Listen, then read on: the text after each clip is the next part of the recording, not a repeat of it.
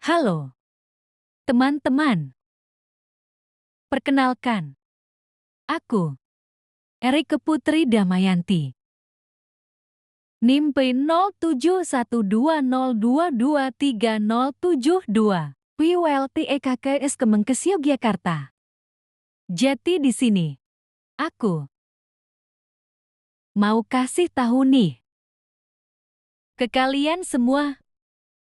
Bagaimana sih gaya hidup sehat untuk mengendalikan diabetes mellitus? Tahukah Anda? Di negara kita Indonesia ini merupakan peringkat ke-5 jumlah penderita diabetes mellitus terbanyak di dunia. Menurut data pada tahun 2021 di Indonesia, jumlah diabetes mellitus adalah 19,5 juta jiwa. Dan tercatat hingga 2045 akan mengalami kenaikan menjadi 28,6 juta jiwa penderita diabetes mellitus di Indonesia. Nah, maka dari itu, diabetes mellitus dapat dikendalikan dengan gaya hidup sehat. Mungkin dari kalian semua masih banyak yang belum mengerti. Apa sih itu gaya hidup sehat? Dan bagaimana sih cara gaya hidup sehat itu? Mari kita bahas.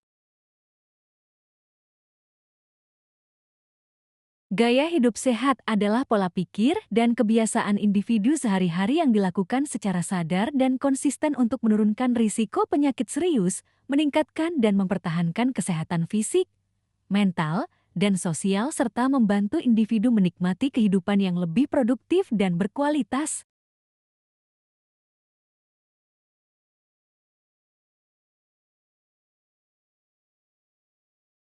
Selanjutnya, bagaimana sih cara gaya hidup sehat untuk mengendalikan diabetes mellitus itu? Yang pertama, ada pola makan sehat dan teratur. Seperti menerapkan pola makan yang seimbang. Selanjutnya, kita juga harus memilih makanan dengan indeks glikemik yang rendah. Kita juga harus membatasi cula sederhana, minuman manis, dan juga makanan olahan. Makan teratur 3 kali dengan 1 hingga 2 cemilan sehat juga bisa kita lakukan. Nah, pola makan sehat yang terakhir adalah kita juga harus mengatur porsi makan. Nah, dalam mengatur porsi makan, isi piringku digunakan untuk diabetes mellitus untuk mengontrol kadar gula darah agar tetap stabil, mempermudah pengaturan porsi tanpa hitung gramasi rumit, serta memastikan asupan gizi yang seimbang, seperti makanan pokok, lauk pauk, buah-buahan, dan sayuran.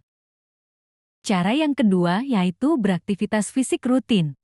Seperti minimal melakukan 150 menit per minggu untuk aktivitas intensitas sedang. Seperti berlari atau jalan cepat, bersepeda santai, dan berenang. Untuk cara ketiga yaitu kita harus menjaga berat badan agar tetap ideal. Jika overweight atau obesitas, targetkan penurunan berat badan 5 hingga 10% dari berat badan awal.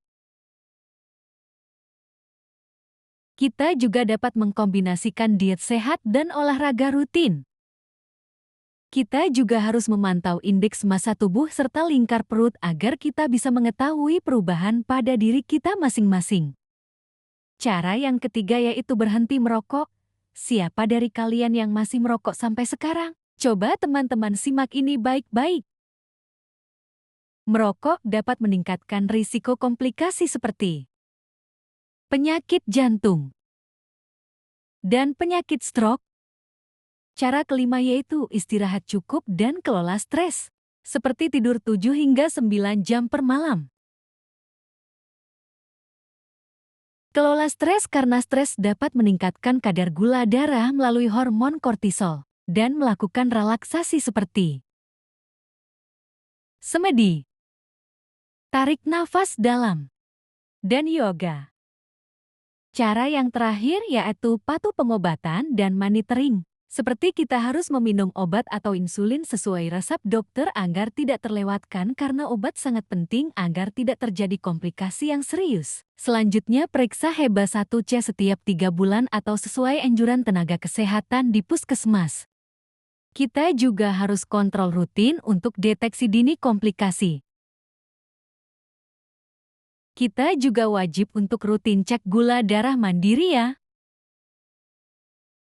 Maka dari itu, sebaiknya kita mempunyai alat glukometer sendiri agar lebih mudah dalam memantau glukosa darah secara mandiri. Berikut merupakan jurnal yang menjelaskan mengenai hubungan gaya hidup sehat dengan diabetes mellitus menurut Supriyanti dan teman-teman pada tahun 2025. Gaya hidup sehat seperti pola makan tidak seimbang, kurang aktivitas fisik, stres dan kurang tidur menjadi faktor risiko utama yang dapat dicegah. Jurnal ini bertujuan untuk meningkatkan pemahaman masyarakat mengenai gaya hidup sehat terhadap pencegahan diabetes mellitus. Hasil menunjukkan bahwa mayoritas responden belum berhenti merokok sekitar 70% dan memiliki waktu tidur cukup sebanyak 62%. Namun sekitar 52% responden belum mencapai berat badan ideal, 45% kurang aktivitas fisik, dan 50% mengalami stres tanpa manajemen yang baik. Kesimpulan dari kegiatan ini adalah bahwa perubahan gaya hidup berperan penting dalam pencegahan diabetes mellitus. Intervensi edukatif terbukti efektif dalam meningkatkan kesadaran dan motivasi perubahan perilaku masyarakat. Itu dia yang dapat aku sampaikan kepada kalian semua. Semoga video yang aku sampaikan ini dapat bermanfaat untuk kalian semua. Dan jangan lupa untuk menerapkan gaya hidup sehat ya, untuk mengendalikan diabetes mellitus. Terima kasih kepada kalian semua karena telah menonton video ini sampai selesai ya. Sampai jumpa.